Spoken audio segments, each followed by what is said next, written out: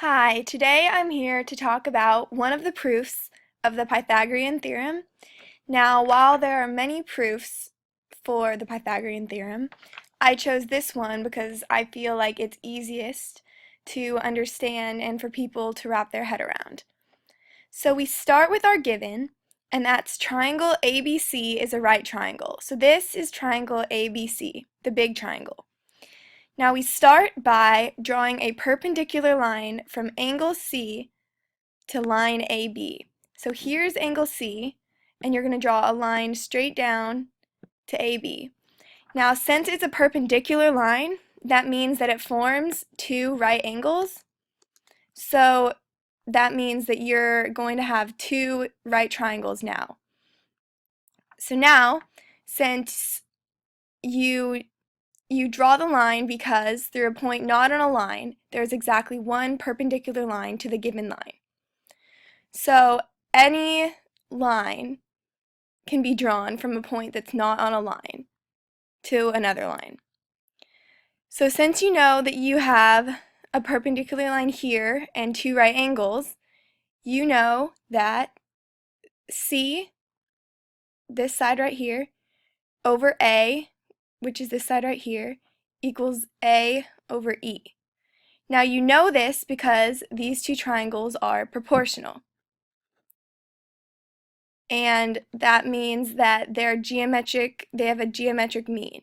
So when an altitude, which is the perpendicular line that you drew, is drawn to the hypotenuse of a right triangle, which is the longest side opposite of the 90-degree angle, the leg is the geometric mean of the whole hypotenuse, and the piece of the hypotenuse closest to the leg. So the geometric mean means that the side that's the geometric mean, which in this case is A, it'll be the second and third term, which is also called the mean. And then the extreme is the first extreme is C, the whole hypotenuse, and the second extreme is E, the side closest to the leg.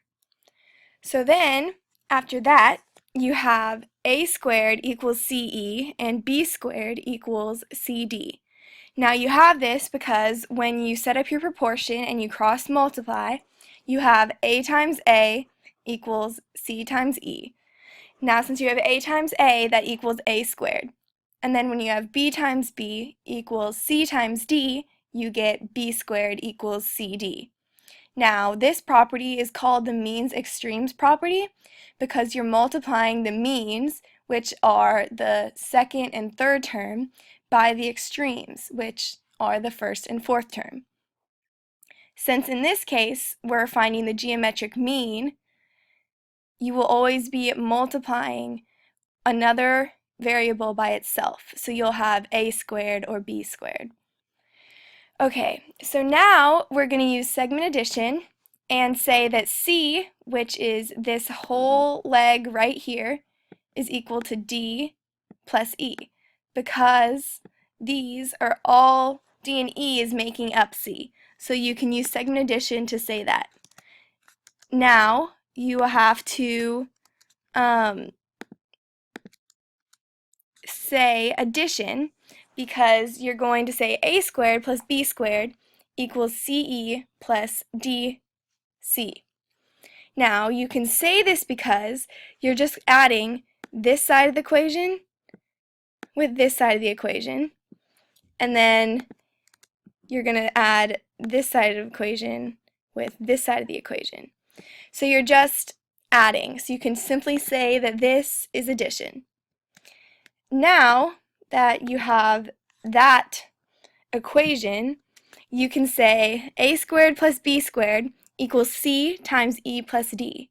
Now you can say this due to the distributive property, because you can take C out of each term and bring it to the outside so that you can take E plus D, because C times E plus C times D is the same as C times E plus D. So since you use the distributive property to find that, you can now use substitution and have a squared plus b squared equals c squared. Now you can get c squared because c equals d plus e. So d plus e is equal to c, and then you're multiplying that by another c. So that equals c squared due to substitution. I hope that this helped you understand the Pythagorean theorem. Since this is just one of the many proofs, you can explore so many more to help you deeper understand how the Pythagorean theorem works. Thank you.